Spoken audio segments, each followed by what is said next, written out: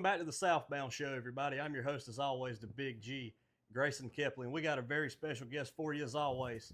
He's got over 1 million followers across all platforms, and he's a great guy. Mississippi's finest, Trent Ellis. What's up, buddy? Hey, I appreciate it, Grayson. Yes, sir. Thank you so much for giving me some of your time, buddy. Yes, sir. I think he was having a little guest come over there and try to get in part of your intro there. We got a special guest appearance on the show. Old Trusty right here. Yeah, that's right. This is Bodie. He's Bodie. been with me since I got out of the military. The first, I was telling you a while ago, the first house that I ever got into by myself, post-military, he was in there with me the first night. He come up, I want to say it was about 2 weeks before I got into place.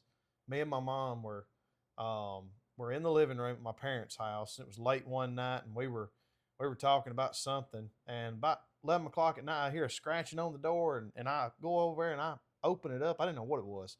And I open it up, and a little puppy just runs in, peeing all over the floor. And it was him. And so I put him in a pen up there at my uncle's. 2 weeks later, I was in the rent house, and that night I was like, you know what? I've never had a house dog. He's going to be my first. So that first night, my very own rent house, me by myself, Mr. Independent. The very first night I stayed there, he stayed there and slept in bed with me, and he's been with me ever since. That's awesome, So, man. You got to have a little companion, and you actually have the honor of being the first veteran that I've had on the show. Well, We believe in that around here, buddy. Thank you so much for your service. We appreciate you. Well, man, yeah, thank you, brother. Yes, thank sir. you for driving all the way out here. You the first podcaster or anybody that I've had come to my house. Definitely drive 8 hours to come, sit down and do a podcast with me. So that's pretty cool. Hopefully, this one will be as good as the rest of them. I wouldn't, I wouldn't have any expectations. We talked about that. I'm gonna try my best to set the bar high, son. I Yeah. love it. So we talked about Mississippi, growing up in Mississippi. Man, when I crossed the Mississippi line, go back there, it was funny. It's a funny story. I could see the sign coming up a little ways, and I could see the road was different. And I was sitting there getting closer and closer, and about the time I hit the line, it was like boom. Yep. The whole way. I was laughing out. First thing that came to my mind, I was like, man, no wonder Elvis learned to sing. He's ready to move up to Graceland. Yep, that's right. Yeah, our tax dollars are doing some good around here, that's for sure. Reminds me of South Carolina. Yeah. I love it. But so tell me about growing up in Mississippi. What was that like? Man, I'm going to be honest, it was probably very similar to North Carolina, where you from. Small town. I went to a school in Manatee. That's where I'm from, just right down the road from here. Town of about 1,300 people, where all my teachers from K through, I would say, 6th grade, most of my teachers at that time had taught my parents, and my parents were 30 years older than me, if that tells you anything. So it was just one of those schools that, they said, hey, you behave or I'll call you daddy. And you knew they would, because they shopped at his grocery store, and they'd just go tell him. And but very small town feel, couldn't get away with nothing. You did something on Friday, everybody knew about it Saturday morning before the paper hit the mailbox. But I was brought up in a good home. I don't want anybody to think anything differently. I have great parents. Thankfully, they're still together and they love one another, and they've been an amazing blessing to me and my brother and our families. But yeah, just a small town, just upbringing. I'd say normal, and Normal as it gets for being out in the country a little bit. Yeah. Normal as it gets. Yeah. Grew up with the father that I portray online. He was very traditional, very old fashioned. Loved us, but he told you one time.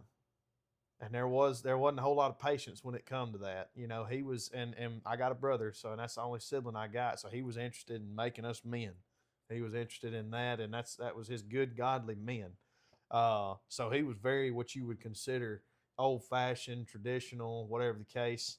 But I got into hunting. And that's the whole reason I got into social media, really. Yeah. Was to try to try to be able to finance my hunting habit. We on the same page. We on the same page. Yeah, I see sportsmen there and all this kind of stuff. Yeah. We on the same page. We're gonna talk about goals in a little bit. I know I've heard about your goal. We talked about it a little bit earlier. Yeah. Man, speaking of hunting, when was your first time going hunting? Oh my Lord. you know, everybody always asks me, like, when was your first deer? When was your first turkey? Nobody's ever asked my first hunting experience. Good night of living. I'm trying to remember. I think my first time, good Lord, I don't know, man. Like, I remember the first deer I shot was with my uncle, and I didn't find it. And I went back with him the next year, and we didn't do no good. And then I went back with my brother the next year, I went back with my brother and killed my first deer. Golly, man. I think the first time that I went hunting was a dove hunt. Yeah.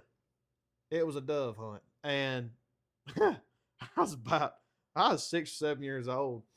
And we went over there at my uncle's place. And my granddaddy, my daddy's daddy, he lived on that place in a little bitty white house, a little white shack. I mean, so nasty. Woo! Golly, so I'll tell you this, he used to have toenails that long. I've heard you say that somewhere else. That he Justin Stagner's podcast. Yeah, he was a character. That was a loose term, a character. Okay, that's being nice about it. That's been real nice. We had a dove field there, and of course, all the men, besides Daddy don't drink, but all the men were drinking.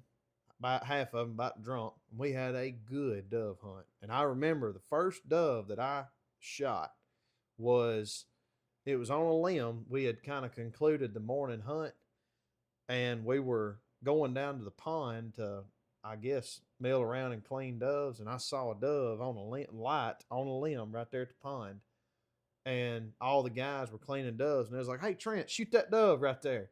And I pulled up my 410 single shot, and I popped that joker off that thing, and right, I mean, you'd have thought I'd killed a 148-inch deer. I went over. I was taking pictures with a little, the old disposable camera. Yeah, little turn the knob right there until it clicks. And man, I was just so happy. And I think dove hunting was my first hunting experience. I really can't tell you what my first hunting experience was deer hunting. Well, let me ask you this: you might not remember your first time hunting, but everybody remembers when they got hooked on hunting. Tell me, what was that experience? What was that moment that hooked you to hunting? Yeah. Well, I'll tell you, it was. Well, I'll tell you this before I tell you the hooked part. I brought up my granddaddy. Yeah. So the game wardens come and they check everybody in the field. Yeah. And they're looking for, obviously, a baited field and what's in the cooler and all that kind of stuff. I think folks got some tickets or whatnot. But we had a good time. Yeah. And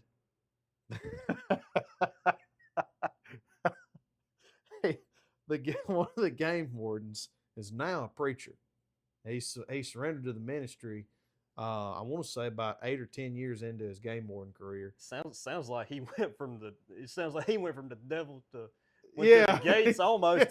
He got saved and went to the Lord. He got saved from the dark side. He left the dark side. If he gave up being a game warden, he's on the good side now. Hopefully, he went up to my granddaddy and Papa. He wasn't hunting. He was just on the porch up there drinking beer. Papa, that's all he did was he sat on the porch, smoked cigarettes, drank beer every day. And he went up there and asked him. He said, and of course, now the game warden knew Papa wasn't hunting, but he knew him and was just making conversation and was just like, "Jimmy, you hunting?" And Pop said, "Yeah, hunting something to crack." Okay, but he didn't say crack. He said F. Yeah. And hunting something to F. And of course, this game warden, he was like, I think he had already kind of surrendered into the ministry and everything, so he was not one to cuss or anything like that. And they said his face just got red, and he was like, "Oh." And I know, he was actually a newer game warden on the force at that time. He hadn't surrendered yet, but he was newer at that time. Still a little green. Yeah, and but I just remember my daddy and my uncle and all of them just talking about that and how it was so funny, which is terrible, but it was funny. I would say the first deer that I killed, I was hooked immediately. I mean, I knew I had a passion for it because early on, because when my brother's 6 years older than me, and he would go hunting with my uncle who got us into hunting, and he'd come back with deer that he had killed. And when he would pull up, if I saw the deer and it was a buck, I'd go in my room and cry because I couldn't go. Yeah. So the first time I went hunting and actually shot a deer was with my Uncle Sean. And I shot a 6-point. I didn't even see the horns. He just told me, he said, don't worry about the horns. He's like, just put it behind the shoulder and shoot. And I think I can remember the shoulder a little bit, but what happened, I hit it low and never found it. And when we didn't find it that next day, same thing. Went home, the waterworks. Oh, yeah. And I knew right then that this was, I was going to be a deer hunter from day one. That's all I want to do. And so the very next year, my brother tells me he's going to take me. And the morning that he's supposed to take me back to that same spot, same shoot house, he said, we wake up and it's 5 o'clock, 5:15, and it's raining outside. And he's like, look, it's not hot, but it's not cold, and it's raining. Do you still want to go? And I'm like, we're in a shoot house and we have 50 yards to walk. Yes, I want to go. So we go and we're there for 30 minutes maybe, and a doe walks out on the right, and I get on her and I put it right behind the front shoulder, pop her. Runs, I mean, she does that big mule kick. Oh, yeah. I don't know it at the time. Yeah. I'm like, oh my gosh, I think I just hit her. And Trey's like, you drilled that deer. And so we're celebrating, and we get down, we go down to my uncle's house, get Dixie, bring her back up there, and she's trying to just claw herself out of the truck. She can smell it, get her down there on blood. And we stay on the edge of the food plot where the woods are, where the tree line is. And we sat right there, and we hear and Trey looked at me and he said, she's found it. I said, how do you know? He said, you don't hear her, do you? I said, no. He said, let's go in there. We went in there, and we see the deer, and I'm like, oh. He's like, all right, watch that gun. Hold up. Let me walk up there. Yeah. Give me the gun. Let me walk up there and make sure she's dead. He gets up there and he goes, oh my gosh. I'm like, what? He's like, it's got balls. You killed a buck, son. So I killed my first deer was a spike with spikes about that big right there. And like I said, you'd have thought I'd have killed a 145-inch deer. I mean, I guarantee you, I took, with those disposable, I took a whole camera's worth of pictures with my little youth model 243 right there on my side with my foot up on that deer like that. And I was doing this. I look like one of those old Confederate soldier pictures, those like Civil Robert War pictures. Like Robert E. Lee standing there. Oh, I love it. Yeah. I think we're the same person, because I have a very similar hunting experience. First time I went with my dad, I was 3, and he shot a doe kind of for me. I don't remember nothing about it, but I remember being back at the barn and seeing it, and I just remember then that was it. But, man, I had a similar story. I shot one the first year I went where I was shooting. Shot one, couldn't find it, blew a pile of hair out that wide, just the whole deal. Shot a little far back or low or whatever. Yeah. But, man, the next year we went back. We were down in eastern North Carolina toward Halifax, and I shot what I thought was a doe. Dad was with me. We get down there, and I get where I can see him. I'm like, he's got horns on him. He's got horns on him, just like that. I think he's got a video of it still.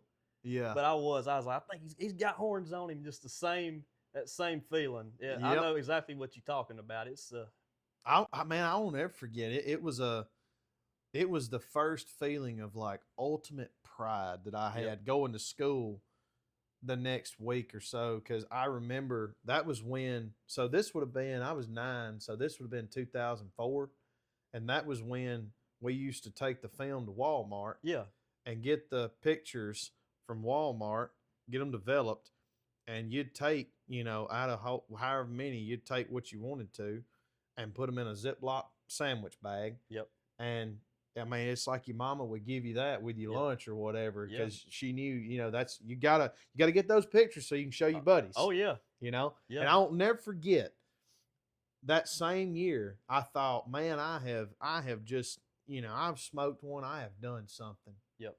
And Allie Devon, her daddy is a big hunter, and she come to school like 2 weeks later and had killed a 6 point buck.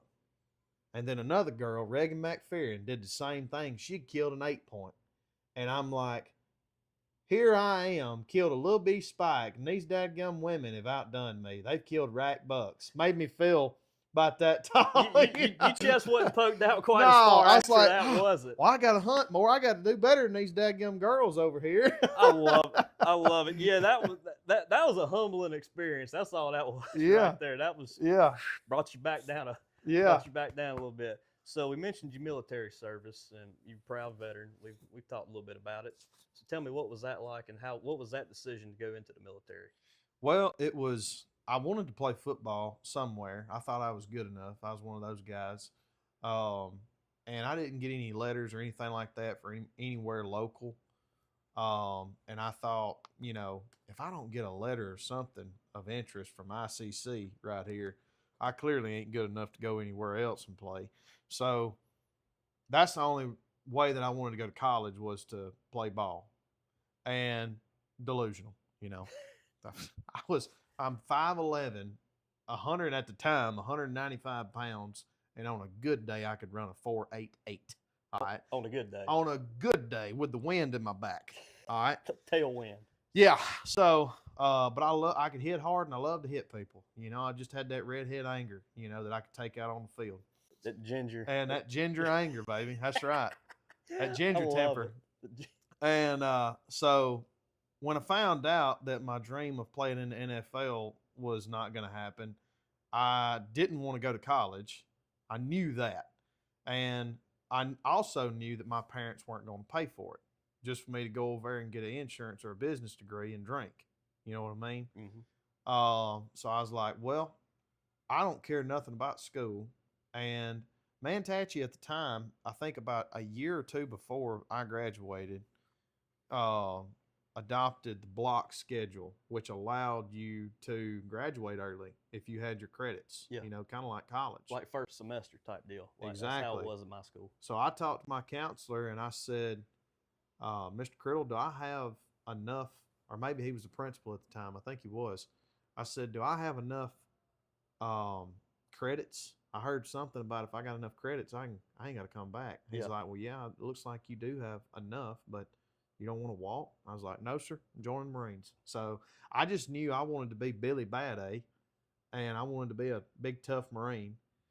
And so that's what I did. I joined in December, went to boot camp in March of 2013, and went with a buddy of mine, Matt Prohaska from Manatee, was a couple years older than me. We went to boot camp together and stayed in the Marines for just a one contract, 4 years, deployed a few times.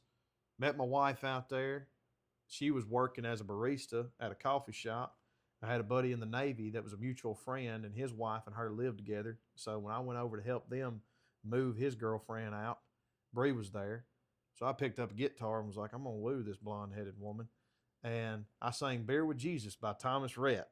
Oh, and, my. buddy, let me tell you something. That was January 31st of 2016, and we've been married 8 years. You hear what I'm telling you?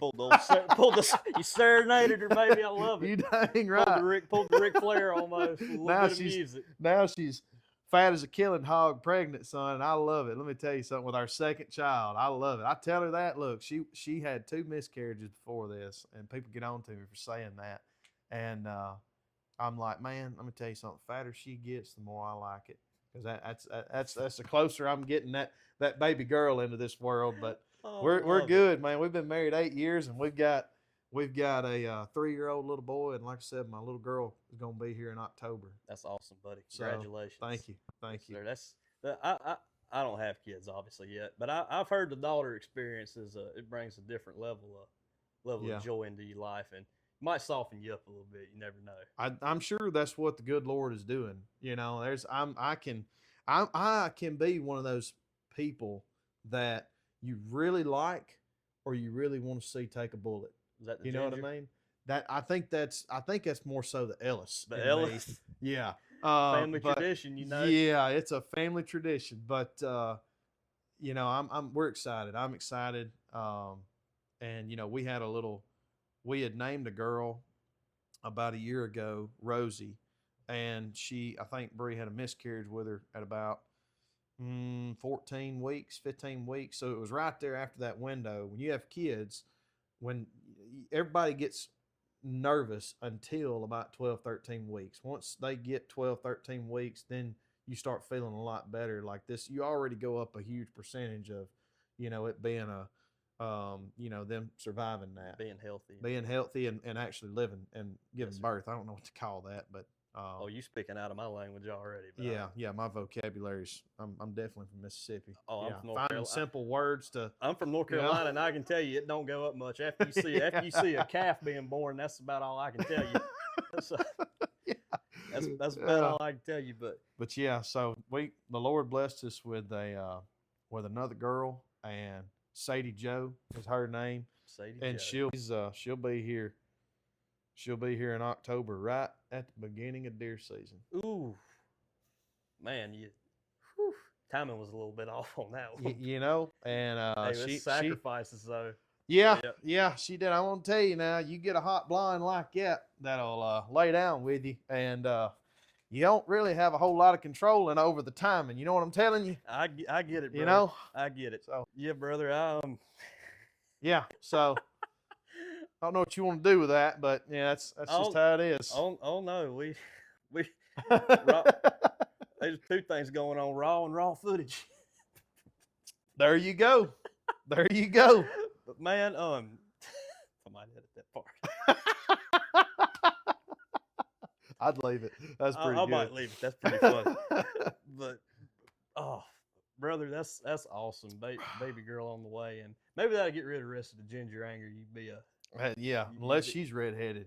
Ooh. Then all redheaded women are crazy, I can tell you. Oh, can you imagine that? Just family tradition. That's just gonna start it back over. I know it, but we're gonna love her either way. There you go. That's all you can do. That's right. Do a little. Speaking of loving them, you gotta love them, but you gotta do a little bit of disciplining them too. Oh yeah. And I've seen your videos. We'll get into that a little bit later, but you mentioned discipline several times in your videos. Yeah. And that's how I was brought up too, and the Bible even talks about it. Yeah. So, I mean, I think that's the only good way to do it. Spare the rod, spoil the child, all that good stuff. And yeah, it's a big deal to me. I told my parents thank you at Thanksgiving one year because I'd seen a kid acting up at school. And even when I was a kid, I'd see kids acting up, and I'd just be like, that wouldn't have went over too well with me. I'd have done got the old paddle. But you got to whoop the jail out of them. Oh, yeah. I mean, that's all there is to it. I mean, it's these kids that, and what we have an epidemic of now is, and I don't know if it's from parents that, like my daddy was severely abused from an alcoholic, that Papa Jimmy I was telling you about. He was a really sorry POS when it comes down to it. But, but my daddy did the best he could. And at certain times, I mean, he probably whooped us too hard. But when he whooped us, he whooped me one time for getting on the back of the bus, and my snitch of a brother, Trey. But I'm taller than him, and I got all my hair, so I won that deal. But anyway, Trey ratted me out, and he told me Trey was a rule follower too. So when I'm 6 years younger than him now, and I'm like 9 years old, and he's on like the front of the bus, in the middle of the bus, and I walk past him. He's like, "Where are you going?" I'm like, "I'm going back here." And he said, "I'm gonna tell Daddy." I'm like, "You ain't gonna tell nothing." Well, he flat told Daddy, and when I got home, Daddy had one of those leather belts with those silver buttons on the side of it. Yep. And wore me out till one of them things fell off. And I'll tell you, from that day forward till I got into high school and we were traveling on like a baseball or a basketball or football bus, I did not sit on the back of the bus. I bet you didn't. But that right there, that whooping, I mean, led me for like 3 years. I would think about that one before I was going to do this over here, which was completely unrelated to that, and I think it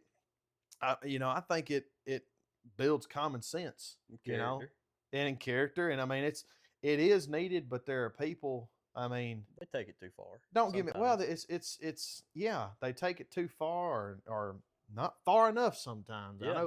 I know people who will yell at a kid and they'll right there. Yeah.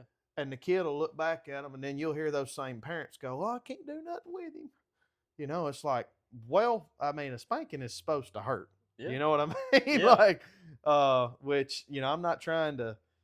I get, like, there's people that come home from a bad day at work and they're like, all right, come over here. It's time for me to beat on you. I think those people, you know, uh, we could dig a hole for those kind of parents and those kind of Yep. fathers. Yep.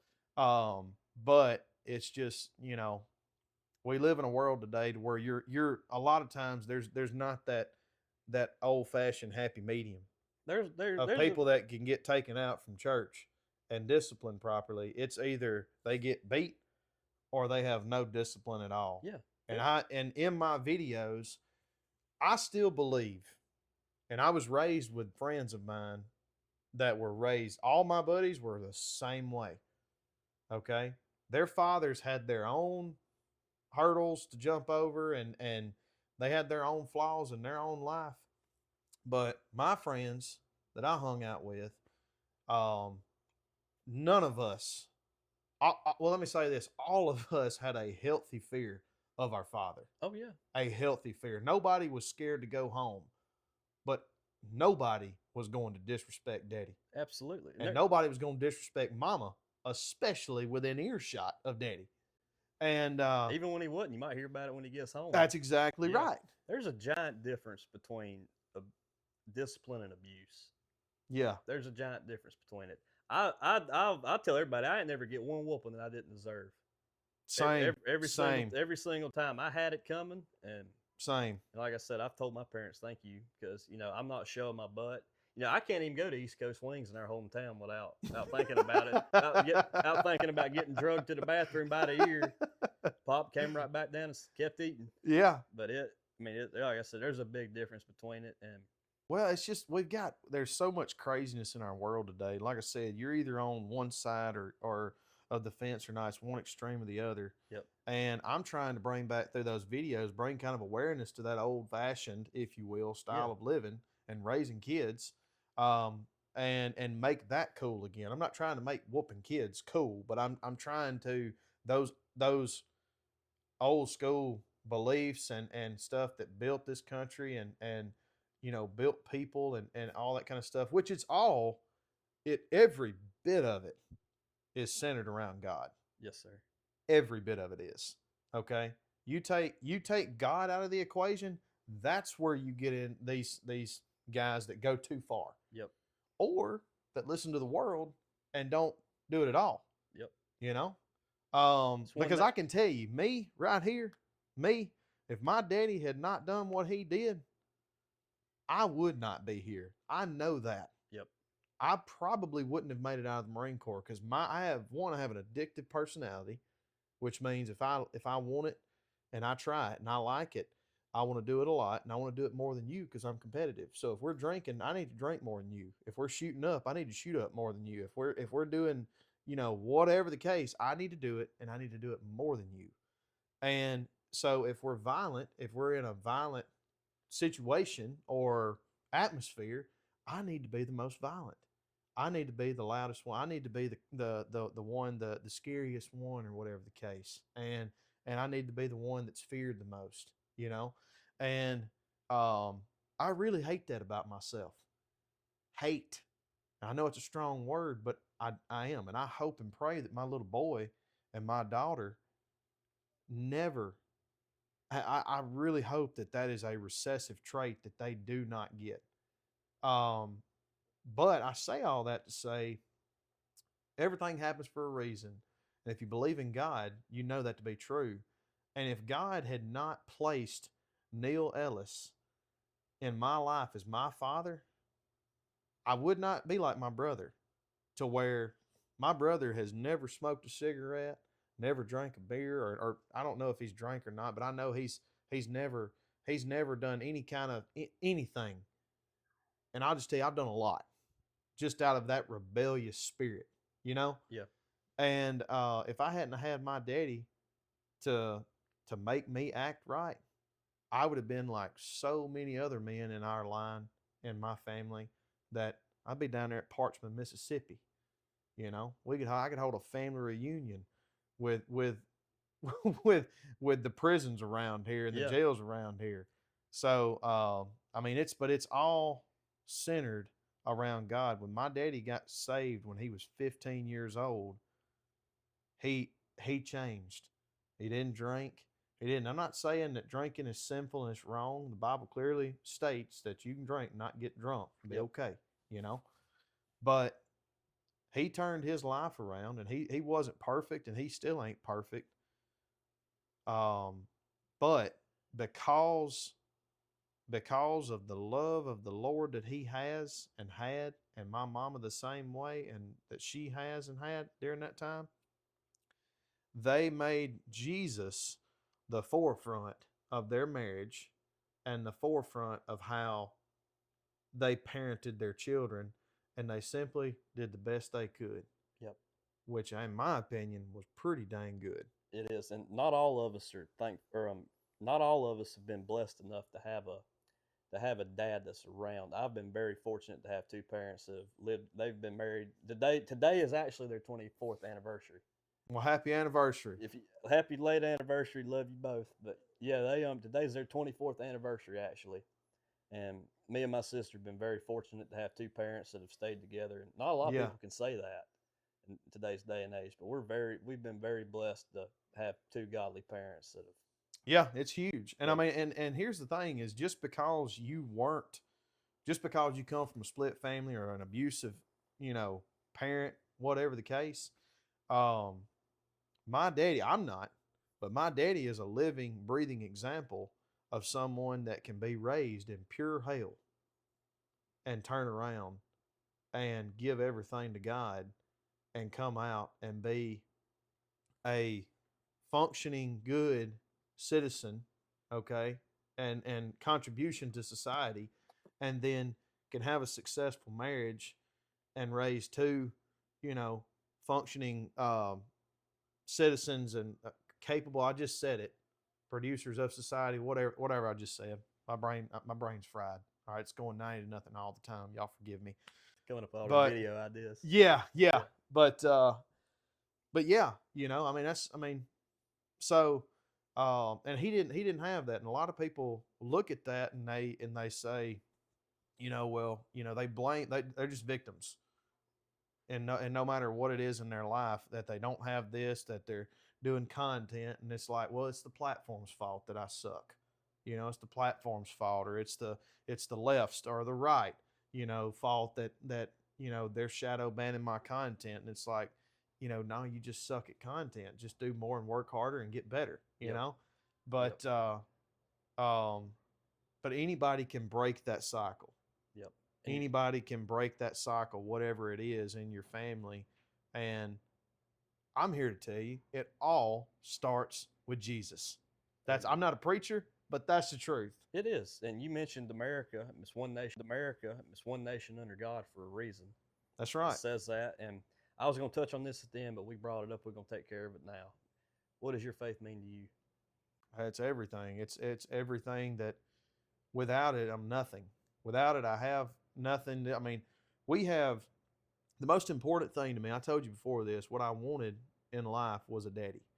Like I said, my daddy was a great daddy, but he wasn't the daddy back then that would get out in the yard and play catch with you or wrestle with you. All right, he was business. And I wanted that growing up. And you give your kids what you want and don't have. He wanted a daddy that wouldn't beat on his mama and him and his younger siblings and pay the bills and not be a piece of crap. And that's what he gave us, and he went above that. I want to be able to I want to be able to, play with my son and dote over him and take him hunting and fishing or find out whatever in the heck it is he likes, and daughter. What about pickleball? We'll figure that out. We'll figure it out if it's pickleball. But I love it. That's what I wanted, growing up. And even if I were to give every bit of that to Arlen and Sadie,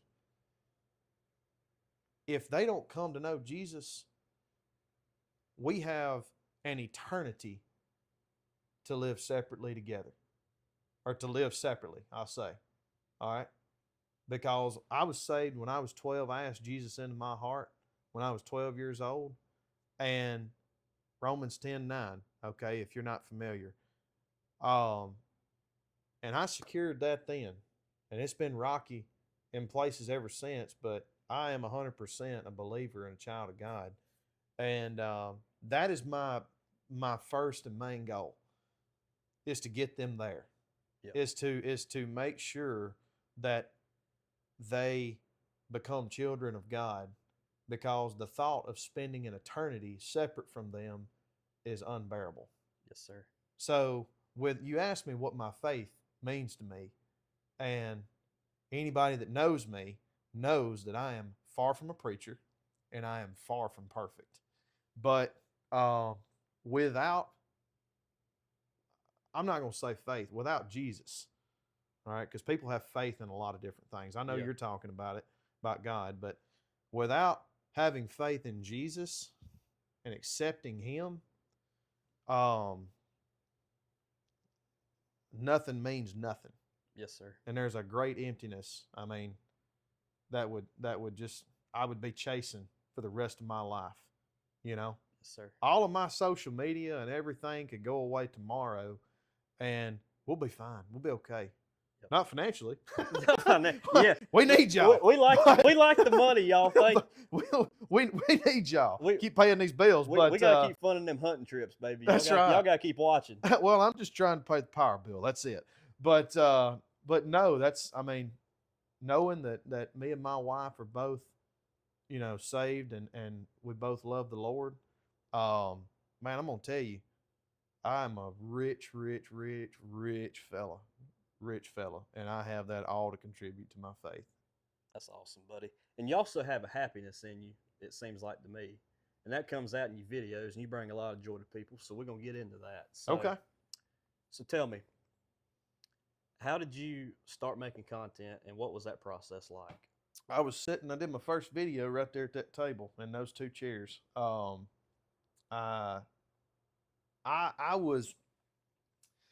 I started in insurance in Primerica in 2020, March 2020, right there when COVID hit. And I started also the next month studying to get investment licensed. Because I don't know if you've ever sold insurance, but buddy, let me tell you something. It ain't the easiest thing in the world. Well, we talked about that at dinner. You basically are a lawyer. You I about got to beat it. I didn't say that. That was a little bit of an exaggeration. You said that. That was a stretch of it. That was a little bit of an exaggeration, but the man right here could about perform surgery. Well, I tell you what, you know what, I am about a lawyer. If he can skin a deer and be a lawyer, he can about do anything. I'd been a good doctor too if it hadn't been for that math and science. Hey. But no, I mean, I started in the insurance industry in 2020, and in 2021, May of 2021, I got investment license, Series 6 and 63. Not to do anything crazy, not do any day trading or crypto or nothing like that, but just regular old 401k, Roth IRA, mutual funds. You ain't Jordan Belfort? I am not Jordan Belfort. Okay. No. Okay. I just wanted to clear that up. No. My yacht would be a pontoon, a used pontoon turned into a duck blind. I love it. Don't sink it. It would sink. It would sink. Yeah. It would. If it was mine, it would. I got 22 holes in this boat I got out right here, right now, that's covered up with JB Weld. So Birdshot will do something to you. Yeah, it sure will. So I started in that, and in 2021, when I got investment license, I started focusing on investments. My daddy's a big stock market guy. He does day trading and swing trading and stuff, and he has for the last that. So hunting's my passion. Trading is my daddy's passion. Has been for 30 years. So is that what he does full time? Just sidetrack? Is that what? No, he's a teacher. He's been a teacher for the last 11 years. Oh, okay. Okay. Yeah, he's done a lot of different things. When in '95, when I was born, he bought invested and bought into the town grocery store and was working. I think he worked 180. What did he do? I think he worked. He could tell you he worked 186 days, I think, straight without a day off. I mean, my daddy's one of those guys that he believes in doing the work, doing it yourself, and having no overhead or little to none. He don't want to hire nobody. He wants to do it all and save. And of course, that comes from being brought up, being broke, being poor, and having the lights turned off, and all that kind of stuff. But so I never thought. I watched my daddy watch the ticker on the screen and everything and the charts and listen to those guys when I was a kid, and I thought, man, this is the most boring crap I have ever seen in my life. Why do I have to sit here and be a part of this? I never thought in a million years that I would be in finance or get licensed. But Desmond Martin sat across from me and he said, listen, you got a good personality and you got drive. And I can teach you how to pay your bills, help people, and stay in the woods 5 days a week. And I said, yeah, let's go. You were sold. I was sold. I love it. And so, and Desmond too. Desmond, he's 6'3", 6'4", 320-pound black man from Laurel, Mississippi. So God does everything, man. Everything happens for a reason. Desmond was sent to me, I believe, not to show me how to, be investment licensed and insurance and sell insurance and be a financial advisor for people. I think Desmond and I were introduced together to basically cure my racism, if you will. Okay, because I wasn't a Klan guy or anything like that. I did have an uncle that was a Grand Wizard, but not an uncle, a great uncle. We're in Mississippi, dude. I'm sorry. Oh, you ain't. But I've seen old brother War though. But yeah, Mississippi. There you go. But I just had my mind made up about black folks when I was all of them. In my mind, one was the same as the rest. And I was very hesitant when I first met with Desmond. I walked in, I didn't know he was black when I scheduled the appointment to meet with him for the interview, because one of his guys prospected me on the gun range, and who was also a black guy. But I was like, yeah, well, he's cool. He's got a good personality. I've never heard the term prospected before like that. Yeah. But he did. He prospected me. He was like, hey man, do you keep your options open for making extra money? And I'm like, yeah, I'll sell drugs. And he said he laughed and everything, did that. And I'm like, yeah, what you got, man? He told me, and I said, yeah, I know a little bit about finance, but I don't know a ton or whatnot. But anyway, scheduled the appointment, and I walk in, and Dez is sitting there, and he's business casual and everything, very professional. And I'm like, oh, great, here we go. What kind of crap is this, And dude, I went from that mindset, that was in 2020, to fall of 2020, Desmond on public land killed his first deer with me. That's awesome. I was taking him hunting. And then from there, fast forward to June of 2022, my son was born, and Desmond sat right there on that couch, and he was the first person outside of my mother, my father, or my brother and grandmother. He was the first person to hold my son. What a story. You see what I'm saying? Yes, sir. So I think that's just, it goes back to that, man. Like it just gave me because I spent a lot of miles on the road and a lot of hours with that guy, and man, we would laugh. Dude, we would laugh so much, and he would crack jokes. I would crack jokes. He'd be like, man, you the most redneck son of a gun I've ever seen in my life, and all this. And I'm like, you the biggest hood rat son of a gun I've ever, you know what I'm saying? Yeah. And it was awesome. And I got to meet his family. I got to meet his son, his mama, stepdad. I got to meet a bunch of his friends and coworkers and stuff like that. And I still have relationships with all those people. But it just showed me that, God was like, I feel like God was looking at me and be like, listen, you can't be this stupid, all right, your whole life. You need to wake up. People are people, and it don't matter what color their skin is. There's going to be a high majority of them that just act ignorant, including your people. So let's get this behind us and let's move on. You know what I mean? Yes, sir. So, and that's, I just, yeah. I don't know what your question was. But No. That was good. No, that was a heck of a story. But it's gonna segue back into it. You asked me about how I got Yeah, into content. yes, sir. But I'm talking about racism. yeah, Good but Lord. it's gonna it's gonna segue back into it. But man, like I don't want to. Would you call yourself famous? Mm-mm. You wouldn't. How many times have you been recognized in public? A decent bit. A decent bit. Yep. Well, man, like you talk about cured it. I mean, you could have anybody come up to you.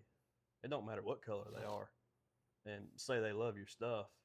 So you mentioned curing it, and all that. I mean, that's pretty cool. Well, it just opened my eyes and gave me a different perspective. And the sad part was that's why I said I wasn't a white hood guy. Yeah. I have brothers of mine that were brothers in the Marines, and I loved them, loved and still do. And I always looked at that as a little bit different. We were in the Brothers in arms. Type yeah, deal. we were it was just different. There was literally no race. Yeah. Everybody was in the same pot. Yeah. And that was the last thing on everybody's mind was race. I mean, I was called all the white slurs, and we used all the black slurs back together, and sometimes we'd fight, and then we'd be done, and then we'd be dabbing it up, and go into the next chaos or whatever. You know what I'm saying? So Yeah. it was just part of life. But once I got out, and everything, it's kind of back to normal. But as far as my mindset goes, and you see what you see on the news, and everybody's pitted against one another, so it just whatever you feel, it kind of fuels whatever you feel. Yeah. No matter who you don't like or whatnot. Yeah. But that's a long story about my financial career. Or start, I should say. But I was in finance, and once we bought our house here, and Arlen came along, I would say another year goes by, and I was working on trying to get a 403B set up for school districts. Yeah. And all that is a 401k for extra 401k for teachers, preachers, and nurses. Yeah. And I wanted to be able to offer them a certain fun family and all this kind of stuff that they weren't being offered and all this stuff. And I said, kind of like what you're doing now, you're putting, miles on the road, and you're like, I'm going to get it. Yeah. Well, I did that for the summer of 23. I worked up here that summer and that year of 2022. And then I just like, you know what? I'm fixing to put the miles on the road. Excuse me. And I'm going to drive all North Mississippi. And one of these school district superintendents is going to let me do besides the one I got right here in Edwina County. I got them in 22. And I said, one of these school districts is going to let me do a 403B for them. And then years later, I'm going to have 5 or 6. I'm going to be helping a lot of them. And dude, let me tell you something.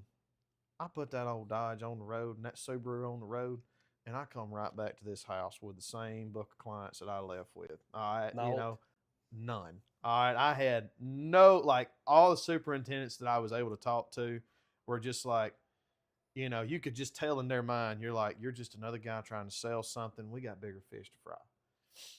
And I remember I was not far from here at a school, and I just gotten the 403B approved from the superintendent. He's like, heck yeah, I really want to do this. This looks good. I think the teachers that want to invest, these mutual funds look good. It looks like they'll be able to make, a good percentage over their career.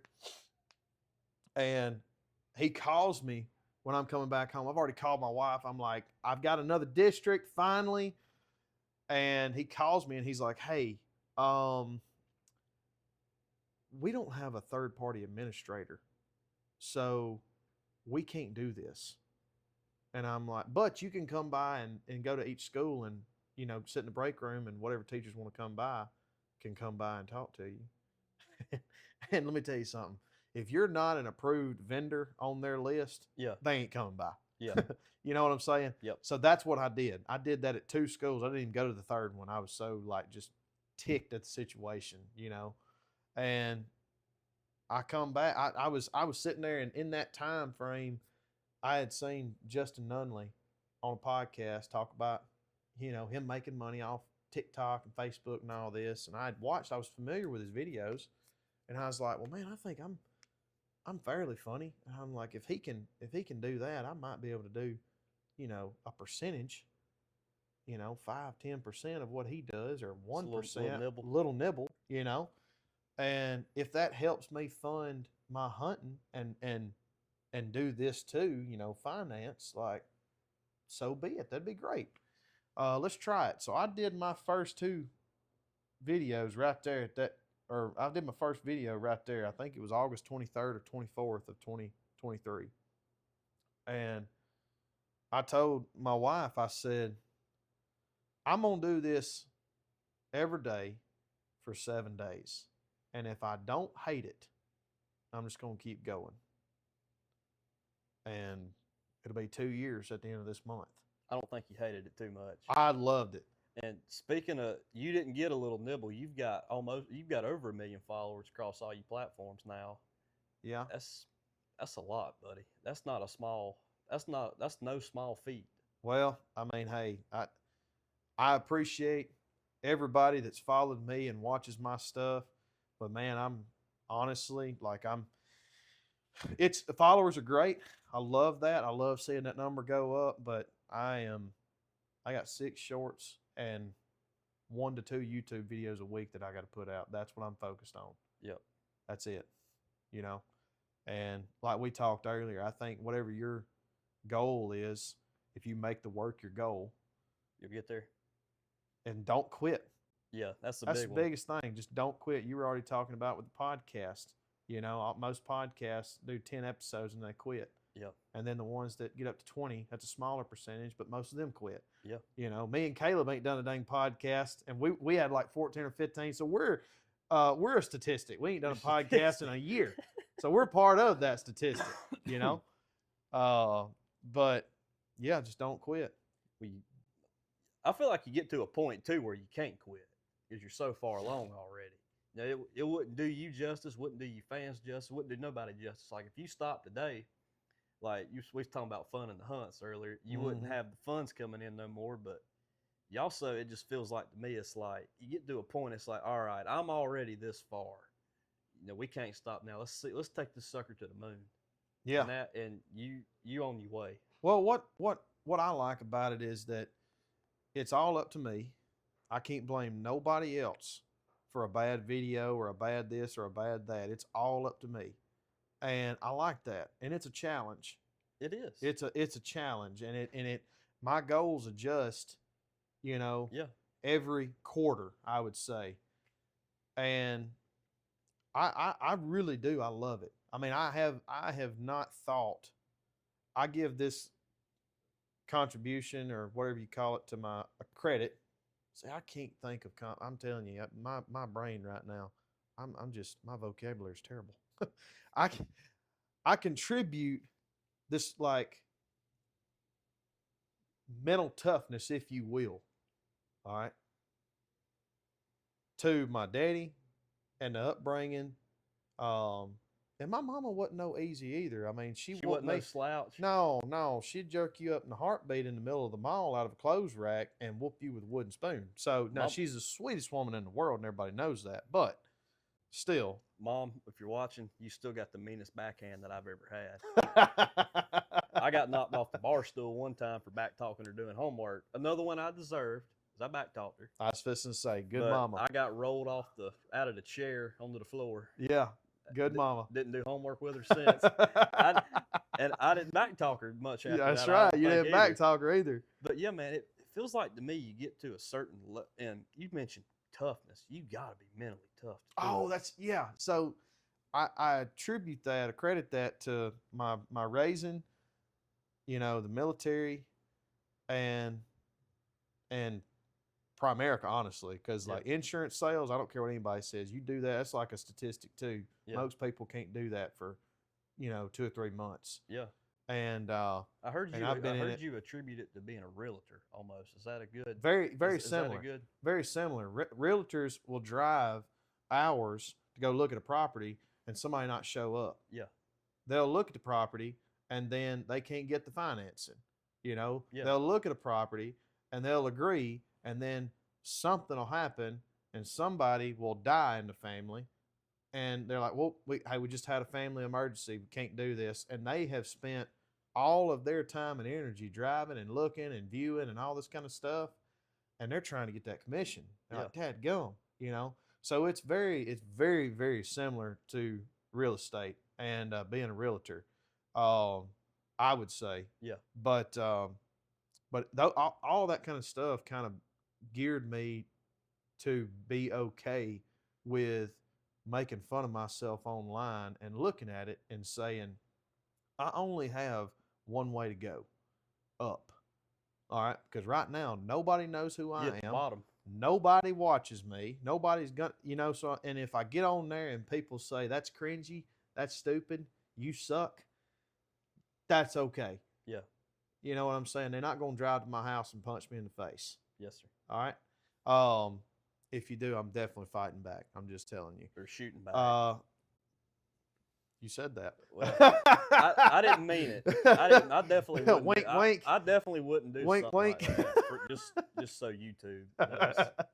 But yeah, man. I mean, I it just gave me that, and I got used to being told in the insurance world. I got used to being told no. I got used to failing. You know what I'm saying? I got used to falling on my face and being like, look, it's either sink or swim, and I don't want to roof a house. You said you were in construction. Oh, yeah. I have no desire to quit what I'm doing and go to work building houses, digging ditches, going to work for the state, going to work for Cooper Tire. I before I was in the military and before I graduated from 14 years old to 17 years old, I was a TIG welder for my uncle. And we welded at this shop. We built strainers, metal baskets, and we cut metal and bent it and welded it together.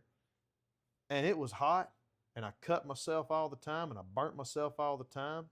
And back then I was making good money as a kid. I was making $15 an hour. But I knew then this is not what I want to do, because deep down I'm lazy and I just want to do what I want to do. So I look at it and I'm like, why in the world would I quit finance and would I quit videos? Because I thoroughly enjoyed both of them. Yeah. And as a ginger on top of a roof, we die. You part of that statistic don't make it either. I'm not getting on that roof.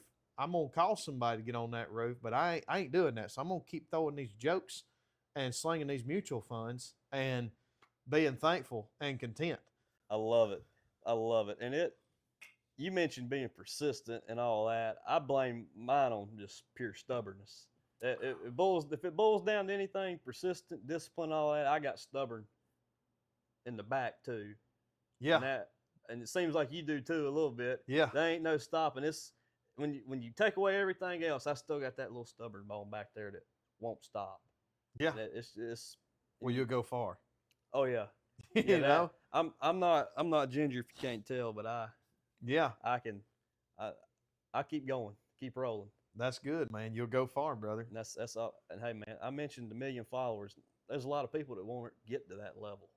Man, that's big. That's a giant platform, brother. It takes a lot of hard work to get there. You mentioned you said you started in 23, correct? Mm-hmm. And that's and I see all your videos come across every day, and to keep doing that consistently, it takes a lot. I mean, it's a grind. And you mentioned loving it. I love it too. I knew the first time I did it, I was like, looks terrible. It was terrible, but I loved it. Yeah. And the better you get at it, the more it's just like, man, this is awesome. Well, it's just like anything else. The more you do something, the better you get. Yeah. And I didn't think that I would love it. Honestly, I just thought that I would halfway enjoy it enough if it was, financially feasible or not feasible, but if the money was good. If the money was good enough, I'd enjoy it. Yeah. And the money hadn't been bad, but I've enjoyed it more than than the amount of money that I make. I'll say that. So you know what I'm saying? Yeah. So let me ask you this: if you took away the money, would you still do it? Probably. Now? Yes, sir. Yeah. You still do it if they? Yeah. I wouldn't do it. I wouldn't do 6 videos a week. You wouldn't do it at that level. I wouldn't do it at that level, but anytime. I mean, I was a class clown. And I always loved making people laugh. Yeah. All right, I got 39 paddlings my 8th grade year. 39. And about 35 of them were from the same woman. Candy Miller, I'm sorry. She's a good woman, good teacher. Name dropper I too. gave I her, love it. well, I gave her pure hell, and she didn't deserve it. And she whooped me, and I needed it. She just couldn't whoop me hard enough. Oh, butthole's still stinging a little bit on that one. It's still feeling. The way I looked at it, I was like, "You ain't daddy, and you can't hit as hard as him." So I'm about to make some folks laugh. And I remember one time she goes out of the room and she says, "Trent, do not touch that TV. I'm leaving. I'll be back in 5 minutes. Do not get up and turn the TV on." I had never turned the TV on. But Miss Miller was like, if anybody is going to turn the TV on for the first time, it's going to be Trent. So I mentioned her a while ago. Allie Devine. All right. Yeah. That girl, she sweet as she could be. Never got in trouble at all. She went up there and turned the TV on. And she said, "Ha ha ha, you won't leave it on." And I said, "Bet. Watch this." Because I knew everybody was going to laugh when she come in. She came in and she's like, saw the TV. She's like, "Trent, out in the hall." I'm like, "All right, Miss Miller." And went out there and got paddled. Was that number 39 or was that? I don't know what number it was, but I just remember that. And I remember coming back in there and looking at them and looking at Allie and being like, "You're welcome for that laugh." I love it. So, you mentioned being the class clown. I saw a video of you a while back. You was doing stand-up on stage. What made you want to do that? So I was talked into it. Really? I was talked into it, yeah. I never thought that I would ever be funny enough or good enough to be on stage and make people laugh. And I'm going to do everything I can to do it again. And I would like for that to be a big part of my career in the future, especially starting in 26. I ended up, Zach, if you see this, man, I'm sorry. Zach Rushing, he talked to me months before this and was like, "Man, you know, have you ever thought about getting into stand-up?" Stagner asked me the same thing when I was with him, and I was like, no, not really. I just, I don't want to travel that much, and don't want to be away from my family, and I don't think I'm that good, to be able to do that. And I talked to Zach again probably 2 months before, or a month before I did it, open for him. And something about scheduling come up, and he was talking to me about his schedule. See, I thought comedians, and maybe your Tom Segura's, your Kevin Hart's, your Theo Vons, and all these guys up there, Shane Gillis, maybe they do tour 6 months out of the year. I don't know. But that's what I had in mind. And I'm like, man, it wouldn't even matter if I was that good. I can't be away from my family that much. And Zach was telling me about his schedule. And I was like, you're not gone that much? And I'm like, and you make pretty good money doing that too. For anybody that doesn't know who Zach is, Zach's top notch. I've seen some videos of Zach do stand-up. He's super funny. Zach Rushing is hilarious. All right, he's from Biloxi, Mississippi, and that son of a gun, he's about 6'4", 290 pounds. I could be adding some there, Zach. I apologize, but he's freaking hilarious. And, but anyway, through that, I think I ended up calling him back, and I was like, "Yeah, man, if you still got an opening for me, I wouldn't mind opening for you." And so I came up with some stuff, and he's like, "If you can do 10, 15 minutes, that'd be great."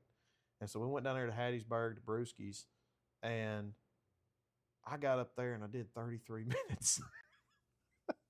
Did a little overtime. I got off stage, and he was laughing, and he said, "How long do you think you went?" And I said, "I'm sorry, dude." I said, "I don't know, maybe 20. He said, 33. I was like, "Oh, crap, I'm sorry, man." He's like, "No, man." He said, "You're good." They were laughing. It was good. Good job, So you did get some laughs. I did get some laughs, and man, I tell you, I had a really, really, really fun time, and I got the same feeling I would get in the classroom. The same feeling. I told Dylan Reese, he's a friend of mine. He's a big content creator, 10 times. Him and Shelby are 10 times bigger than I am, and better too, and good people. And I called him and told him about it. And he's like, what's it like? What's the feeling? And I told him, I said, man, I said, you know how when you get a 10 million view video? He said, yeah. I said, it's 10 times that. The feeling that you get when you see those views jump up is 10 times that. It's way different. When you hear the whole room of 350 people, yeah, laugh, belly laugh, and it's the whole room, it does something to you. So, and I love that. I seriously, I love that. And I've got enough crazy family stories and crazy stories of my own, and harebrained stuff that I feel like I could have a few shows a year, or a few shows a quarter, and make some folks laugh. So hey, Jerry Clower was from Mississippi too. Don't put me on the level of Jerry you Clower. I am nowhere near Jerry Clower, brother. You ain't got a coon hunting story? Man, no. I got a coon hunting story, but you can't put it out. I love it. I love it. So we are going to see Trent Ellis back on stage. That wasn't the one and done deal? Hopefully so. Awesome. Hopefully so. I really want to make that happen. Yep. So that you mentioned is times 10. Is it more of a instant gratification type deal instead of? Because I imagine it's way different than looking at a comment or. Well, see here, yes, it's instant gratification, but it's more of a pride thing, because when you do a video, unless it's live, you redo that scene, and you do 20 scenes or whatever and put it together and make it a video. You take 30 minutes to do that 1 minute clip. Yeah. And but you mess up, and you have to go back, and you have to do this, and you have to do that. You get one shot on that stage, and people are sitting there staring at you. You know what I mean? Ain't no retakes. There's no retakes. So when you hit that punchline, or you do that motion or whatever, and they erupt, it's like, oh, I thought that was going to be funny. Yeah. It is funny. Good. So it just gives you, it's just like when you are looking at that bedding area on the map, and you say, there's a deer coming out of that funnel right there, going into that funnel, and you go in there and set up a camera, or you go up in there and hunt and see him and shoot him and kill him. It's the same thing there. It's like, I know what I'm talking about. I'm a good hunter. It's like, all right, I wrote that joke and it did great. I'm a good comedian. Yeah. Of course, I am the most amateur comedian that you can be with one show under my belt. So I'm not a good comedian. But you got on stage, which I did get on stage, and I didn't bomb. That's very commendable. You think making a video is tough. I feel like that's a different level of making a leap. It was it? Yeah, I mean, I had the night before, I had I used to think that men that said they had anxiety were just weak. Yeah. Let me tell you, buddy, I had anxiety. All right, and I've been in the back of an Osprey with a bunch of my buddies flying from a ship to the desert, and didn't feel like this. Like, man, and those things crash all the time. All right, any of my vets on here, you know what I'm talking about. It's the most crashed aircraft in the military is an Osprey. But I remember the night before that I did that show with Zach, I remember getting out here and watching TV and just thinking, like, I started getting major anxiety and doubt, to where I've always been sure and like, man, yeah, it's all good. I'd spoken at a couple of churches before with a couple hundred people there, but it wasn't a stand-up deal. It was just try to be a little funny, but also give my testimony, one of those things. And I was like, dude, I've got jokes written, like, and I'd gone through it, several times and timed myself, and I was at like 15 minutes, and I was like, I'm good. I know these stories are funny. These are good, and but that night, dude, before, I was a wreck, and I just prayed, and I was like, Lord, please take this from me. I'm not going to go over anything anymore. I'm going to get in the truck, and I've got a 3.5 hour drive down there. I'm going to go over everything down there and run through it as many times as I can. And I got down there, man, and as soon as I stepped on that stage and grabbed that microphone, the Lord just gave me a peace. Just gave me a peace, and at the same time was like, man, ain't no sense in being nervous. You're going, You're gonna live through it. You're gonna live through it and make fun of yourself, and they're not gonna laugh at everything. Yeah. So when they don't, just move on to the next joke, and maybe they'll laugh at that one. And if they don't, it's 15 minutes. You can do anything for 15 minutes. You know, if somebody gets up there and boos, that's all right. You still gonna go home and see your wife and your boy, and then make another video. You'll be all right. It ain't the end of the world. And it turned out like I've never had that amount of fear the night before. I've never had that amount of fear in anything. And if I had let that fear consume me, I would have called Zach and been like, hey, man, I'm sick. I can't come.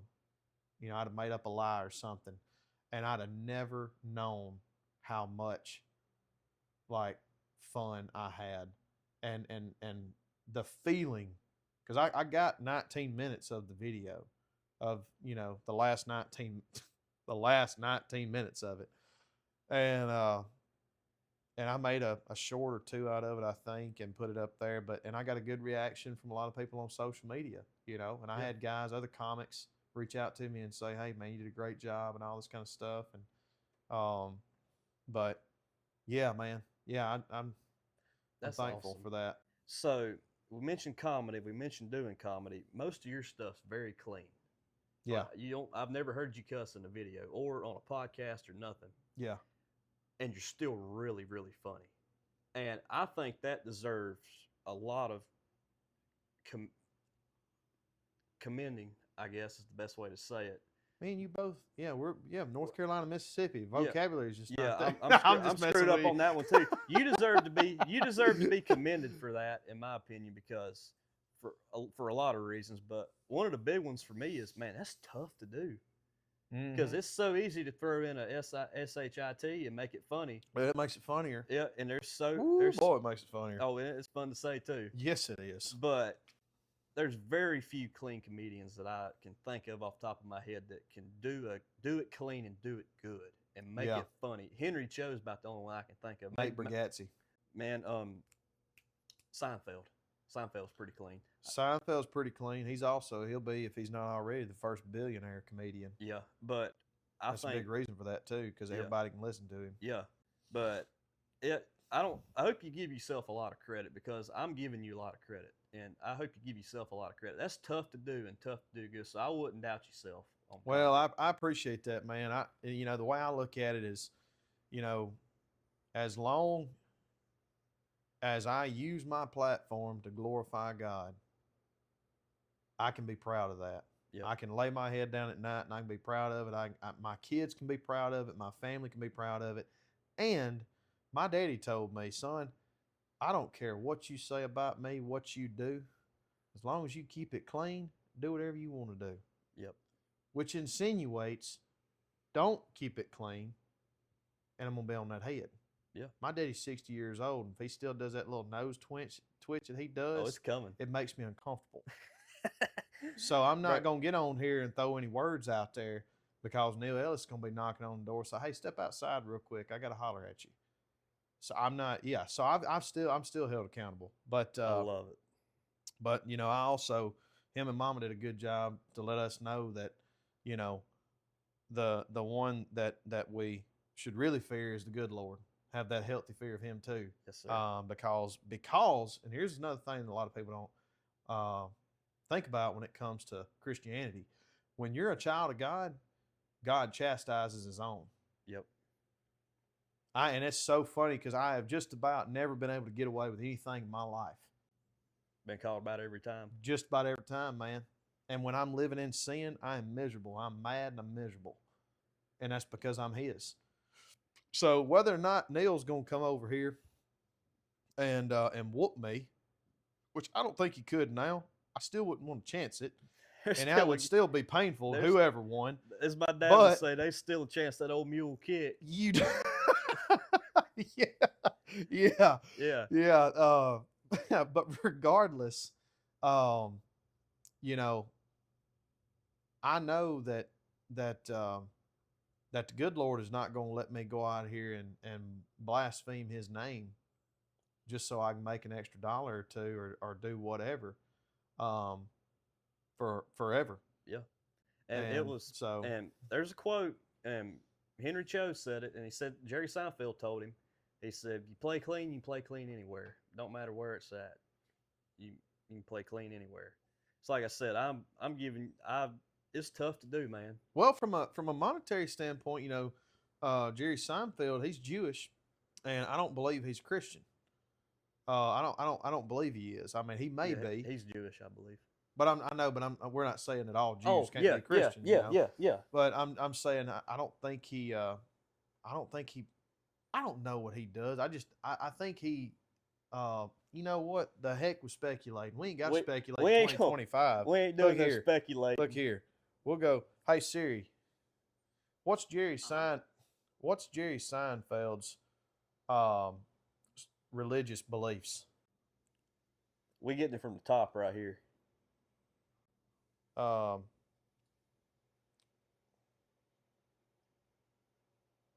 sorry, Judaism.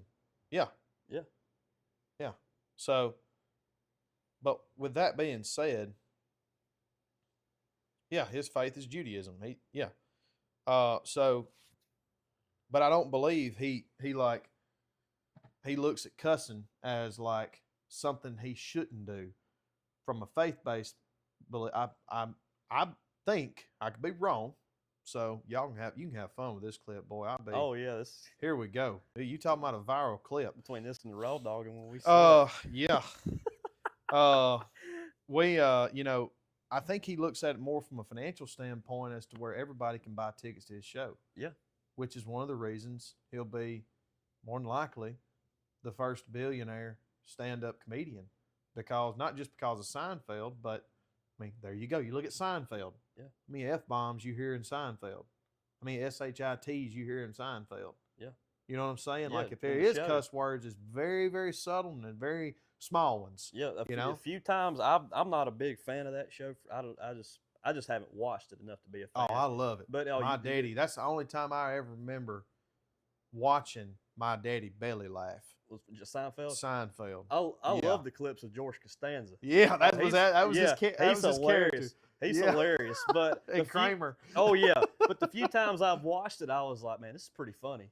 But I mean, when everybody when you have, 15, 16-year-old kids and you don't want them to be around a bunch of filth. Yeah. You can buy 4 tickets to a Seinfeld show as opposed to, 2 to Cat Williams or a Kevin Hart show or even a Shane Gillis show. Yeah, well, I mean, there's a reason why Avengers is the most watched movie of all time. Anybody can watch it. That's right. You can sit down with the kids, you parents, anybody can watch it, and that's why it's been as successful as it is. It's for everybody. Yeah, don't matter. I mean, and I hope that none of y'all think that I'm better, or I feel like I'm better than any of these other cats.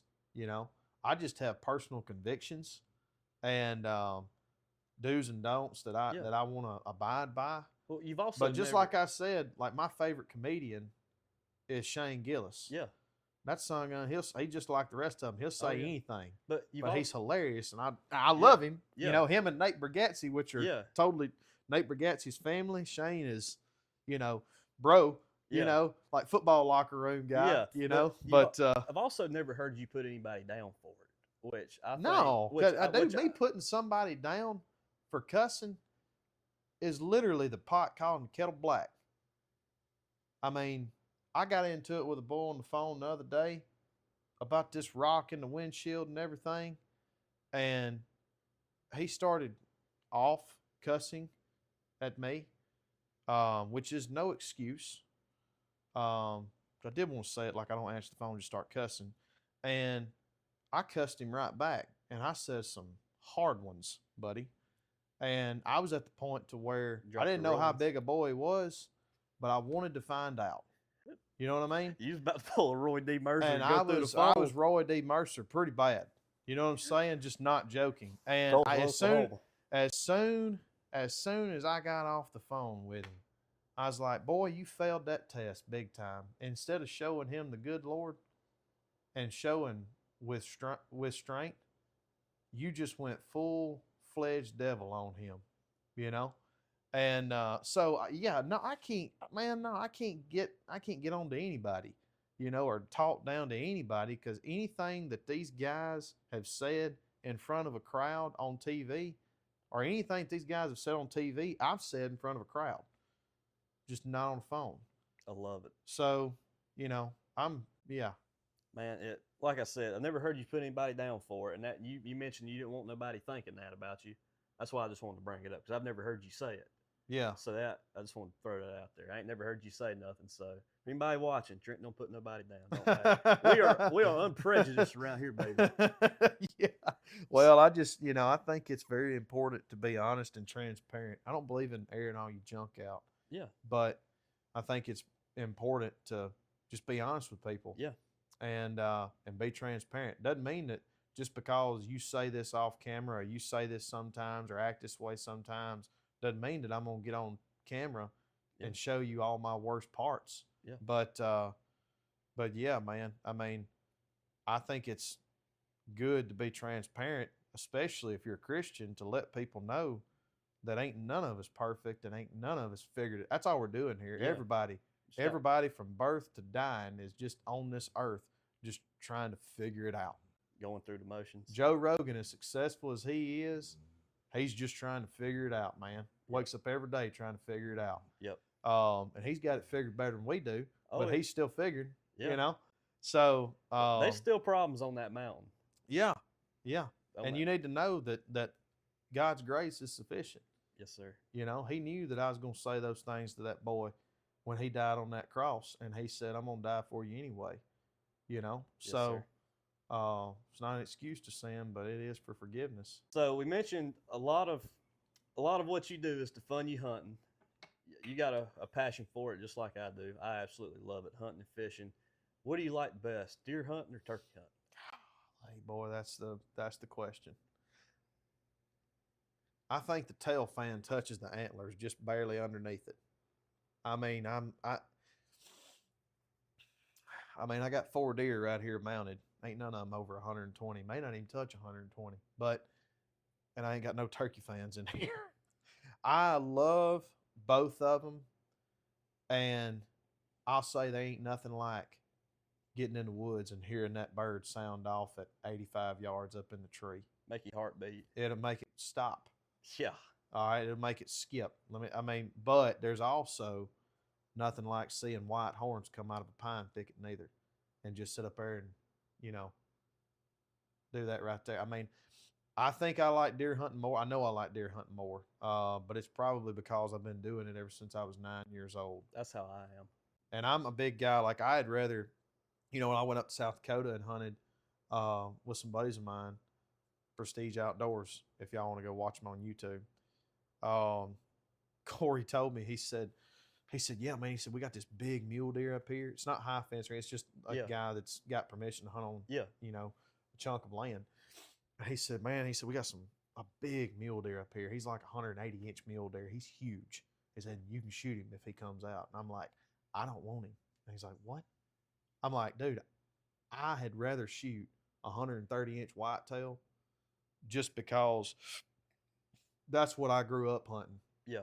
I'd rather shoot that than a 180-inch mule deer, So I'm very much a whitetail guy. I'm eat up with it. I just everything about it, because it's difficult and you play a game with them just like turkeys, but I get in less interactions with what I would consider shooter bucks, than I do turkeys. Yep. And it's to me, it's more challenging that way. But I think deer hunting is more mentally tough, in my opinion.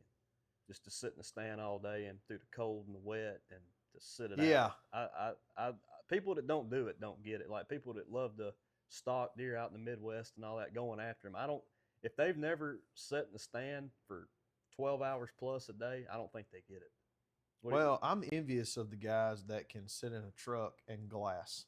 Yeah, well, I am too. I ain't ain't hating on nobody. I'm just saying, like, It's tough. Well, Mentally tough. well, when you can't glass an area, and you have to go in those woods and find sign and climb up, and Yeah. you can't see but about 60 yards out around you. Yeah. You could have deer walking all around you. You could be 85 yards from the main trail, but you'll never know that. Yep. You know what I'm saying? So Yeah. it's down here especially, and anywhere that's got a ton of woods. Let me fix this real quick. It's to me it's harder. Yeah. It's harder to go out there and find those big deer and to hunt them and kill them and all that kind of stuff. And but yeah, with deer, man, I really think that I enjoy deer hunting more. But it's just barely because, man, I tell you, I get so fired up when I hear that goblin. His butt hits the ground. Oh, it's good to know the devil ain't got to everybody yet and turned them all into turkey hunter fanatics. There's still some people that love the deer hunter right here. I hear it all over the internet. It's like, man, that's something about that killing them turkeys. Yeah. And I'm this is gonna segue into a question story. So we love the deer hunt, but we also like the turkey hunt, just kind of fill in type deal. Until recently we were below average turkey hunters, and we're still barely below average turkey hunters. Who's we? Me and my dad. Okay. Yeah, right. And both of us together. I've hunted turkeys by myself a little bit, so has he. Mm-hmm. But we're below average turkey hunters. Well, I was told by some boys from Mississippi that if you can kill a bird in Mississippi, you can kill birds anywhere. We all believe that. So that is the thing. That is the thing. He wasn't just blowing smoke saying Mississippi birds were tough. I believe that too. I would say probably Mississippi or Louisiana. Really? Yeah, I would say Louisiana's probably harder. I ain't never hunted there, but just going off numbers and testimonials, I would say folks that kill birds on public in Louisiana could go anywhere. I would also say that about Mississippi, but if you had to take, a sample of hunters from either one, I'm going to say your Louisiana hunters on average are probably your turkey hunting fanatic hunters from Louisiana are probably just a hair better because they overall, if you look at it, I don't know the numbers exactly. Remember, we ain't got to speculate. Yeah. Where's that Chat GPT at? You use that too? Yeah, there it is. So, how many turkeys were killed in Louisiana in 2025, and how many turkeys were killed in Mississippi in 2025? I don't have nobody behind the camera, by the way. This is all done live, baby. we got our own researcher right here. All right, in Louisiana during the 2025 spring turkey season, hunters harvested 3,576 turkeys, marking the second highest harvest on record since mandatory reporting began in 2009. So that's the second highest year that they've killed turkeys, reported turkeys. Yeah. Since 2009. Mississippi, the 2025 harvest total has not yet been officially published. However, yada, yada, yada. It was either the too 2024 harvest specifically was estimated at 36,337 birds. So I'm gonna say it's gonna be close to that 35,000 birds. Louisiana killed 3,500.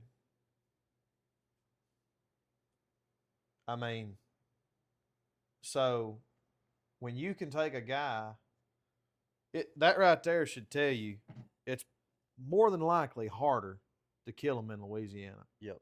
But to go back to your point, yes, I do. I've been and I've hunted birds in Mississippi,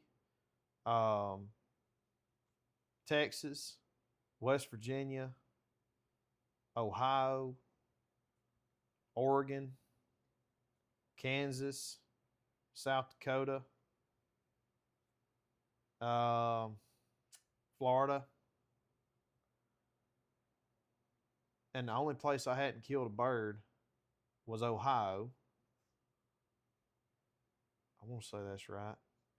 And the birds were acting just like they were here. It was late season this spring. It was the end of May, beginning of June. Yeah. And the birds on this property in Ohio were done. They were not saying anything on the limb. They weren't saying anything on the ground. And the only time that we saw them, they were huddled up with some hens.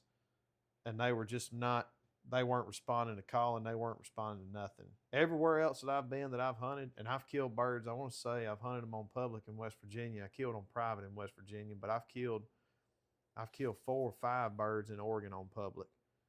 I think that's it. But I've killed birds in every one of those states except Ohio, and I would say every one of those states, the birds were so much easier to hunt. What did you think about them mountain birds though? Were you in that part? I've heard Yeah. I've heard those rank up there as pretty tough to kill too. What do you think? They about are. That? They are. You talking about in West Virginia? Well, Virginia, and the That in mountains Oregon, in general. yeah. Oh yeah, 100%. Yeah, they were. Because a lot of times you don't judge the distance properly. Yeah. You know, you think they're way out there, Yeah. and they're not, or you think they're right there and they're not. Yeah. So it's sometimes, unless you brought up there, it's you can get your distance off. But they gobble. Yep. And that's what they don't do here. They tougher to find here. When they gobble, you can hunt them and you can kill them. But my Lord, when they don't gobble, and you just gotta find scratching and sit on the ground and sit there and deer hunt them for 3 or 4 hours, you know, it's like I love deer hunt and I can sit in saddle all day long. I ain't sitting all day long for a turkey.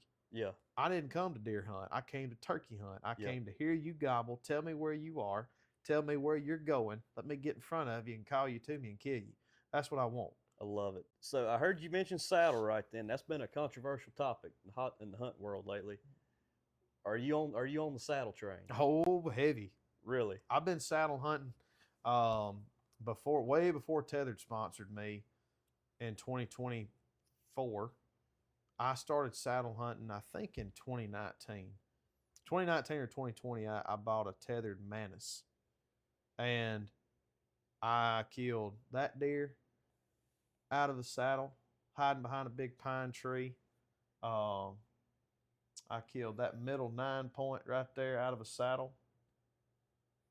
I'm trying to think. And I killed some more bucks back there. I killed one last year out of it. I've killed multiple bucks out of it and several does out of it, and gun and bow hunting. I was about to ask. I love it. Even with a gun. Oh, dude, I wouldn't. I did a video on it on YouTube not long ago. Yeah, I saw it. And the thing with a saddle is, one, you can walk in 2 miles and not break down. Yeah. It's just a nature walk. You ain't got no weight on you. And secondly, you don't have a blind spot. You have 360 degrees around that tree that you can shoot. With a climbing stand, with a lock on, with anything else, you don't. Yep. And so with a gun, I mean, you can either use the tree, you can use your bridge, you can use, whatever, as a prop and get steady. But one of the bucks in our bedroom back there, I shot at 120 yards with a 35 Whelen and dropped him out of the saddle. So you think it's a game changer? 100%. Yeah. I mean, seriously, I did that for, I think I was saddle hunting for 4 years, 3 years before I started social media, and 4 years before, Tethered technically sponsored me. But, yeah. And one sticking the whole time. Yeah. Awesome. And you ain't got to tote that big climber in there no more Heck either. No, That's a plus right out of the gate right there. Yeah, you ain't clanging and banging and then kill a deer and then have to bring your climber back or carry a little buggy in there with you and put your climber and deer on. Like, no, I ain't doing none of that. I'm taking a backpack, we quartering that deer out, putting him in the backpack, and humping him back. I love it. Running around that public land, I bet it is a game changer too. Just golly, having to walk 5 miles in and out and all that stuff, and especially in this Mississippi heat. I think I got lucky this trip. It ain't been that hot. It feels dude, like it you does did. in the I house. was thinking about doing it in the shop. Yeah. And then, of course, supper time kind of threw a wrench and everything, but I was like, Lord, it's been cloudy. It looked like it's gonna rain all day, but it's Yeah. been, I guarantee it ain't been a degree over 80. And it's been nice, boy. Man, when we talked about this, me coming down here a few days ago. I was like, I've been to Alabama once. We went with my sister was playing travel softball. Me and my mom flew to Montgomery to see her Yeah. play. I got out of the airport, walked outside, and was like, like Yeah. like holy Yeah. cow! It's humid in North Carolina during the summer. Yeah. Bad, but that was a different level of Oh, humidity. you'll wear it here. Oh yeah, and I got a little taste of it in Alabama, and I was like, man, it's gonna be hot when I get down there. Well, it feels like it does at the house, and I was like, ain't no way. I got lucky. Yeah. Yeah. I pulled it out and got lucky. It's been good. It's been good. Hopefully it can just stay there and then get better, but It won't. it won't. No. It's gonna be 95 back at the house. Yeah, I'm sure it'll be that here next week. Yeah, that's what it said was next week back to 95. I was Yeah. miserable. So speaking of hot, so we mentioned heat. You lived in Mississippi your whole life. Was the TIG welding job the worst job you ever had? No, UPS. UPS. Yeah. I worked for UPS for 3 months. I left the TIG. So when I got out of the Marines, I went back to work for my uncle. Yeah. And I was going to do that while I went to college and all that kind of stuff. Well, that didn't work out. And I was like, no, I'm not going to do this. So I'm going to go to UPS and work there. And who knows, maybe I'll go to college and do this, and maybe I'll just do UPS, and be a driver. There's a reason that you don't see many fat people working at UPS. Oh, it's a lot harder than they think. All right. Yeah, they move around quite a bit. And it's not that people that are overweight ain't good people. It's just you gonna burn calories loading them trailers up, because I'm telling you, when that dadgum furniture in a box, when they shove that California King mattress in a box that's this wide, Yeah. all right, like that son of a gun feels like it's full of cinder blocks. You're gonna drop a few pant sizes. And there's not any, all right, guys, well, let's team up over here and let's get, no, you are running and gunning, all right, and it is nonstop. And when I put in my application, they said you'll only work 4 hours a day, all right, you'll work from 4 to 8 every evening. And I'm like, well, shoot, I can do anything 4 hours. Yeah. Well, I get there every day about 2:30, and I'd work from 3 to about 11 o'clock at night. And I was nothing but loading trailers. And I told my cousin, he was working there too. And I told him, I said, Blake, about November come around, I said, buddy, I'm about to put my 2 weeks in. You're going to be on He's your like, own? what are you doing? It's about to be peak season. You going to leave us, man? You really going to leave me? I'm like, Blake, my name ain't on, I don't have any stock in this company. And even if I did, I'm not a majority holder. Yeah. So as soon as I walk out, they going to replace me. There's no sense in feeling loyal. All right. Like, you ain't got to do this too. You hate it too.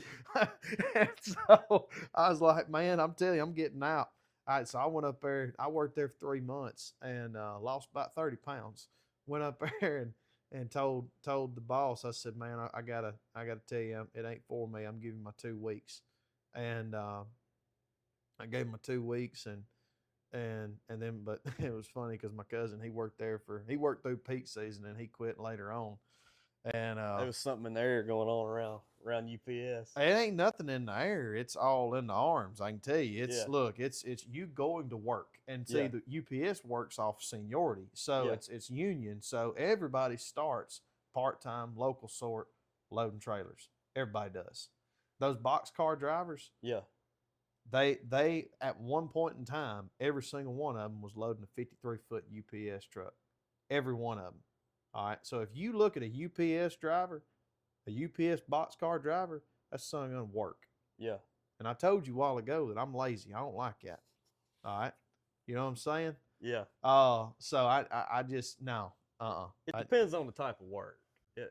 No, it don't. No, it don't. No, I don't like to work. But the Bible says, man, it won't work, shouldn't eat, and I like to eat, so I got to work and do something. I might as well make videos. I love it. The reason I was asking you that was Mississippi heat, obviously, is hotter than crap down here in the summer.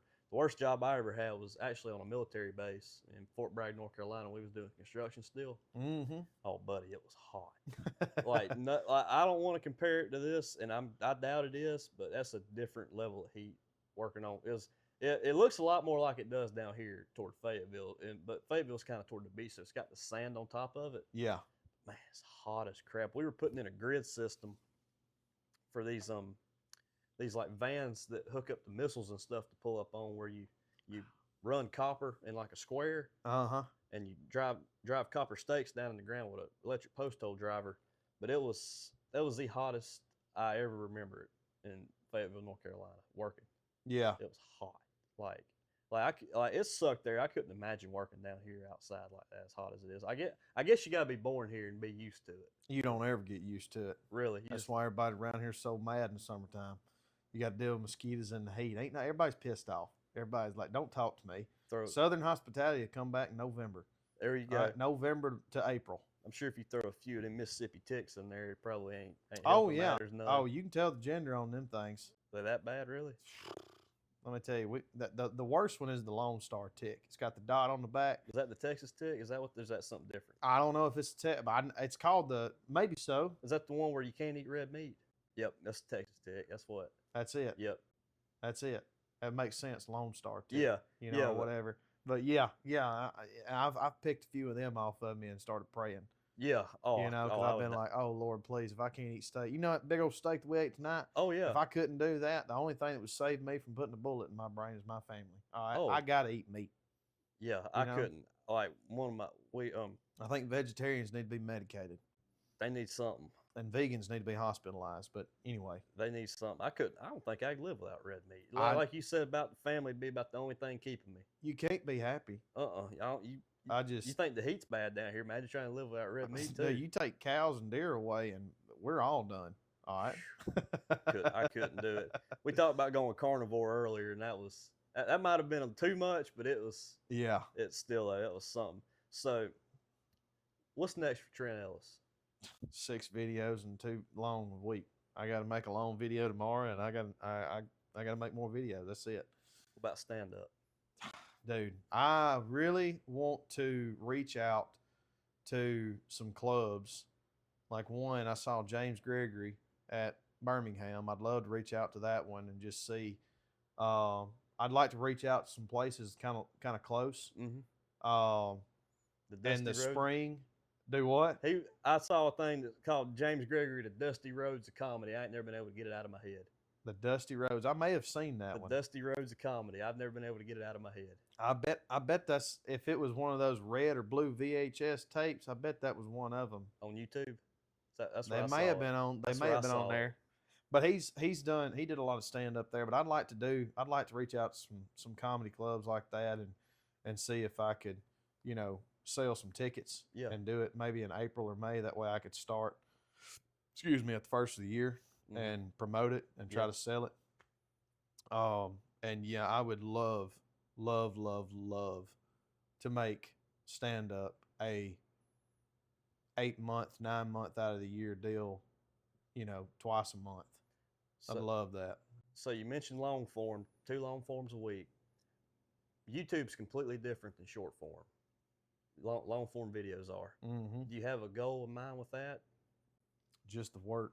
Work. I don't know enough about it right now to really dial in all the analytics and everything. I just, I'm just trying to put it out there and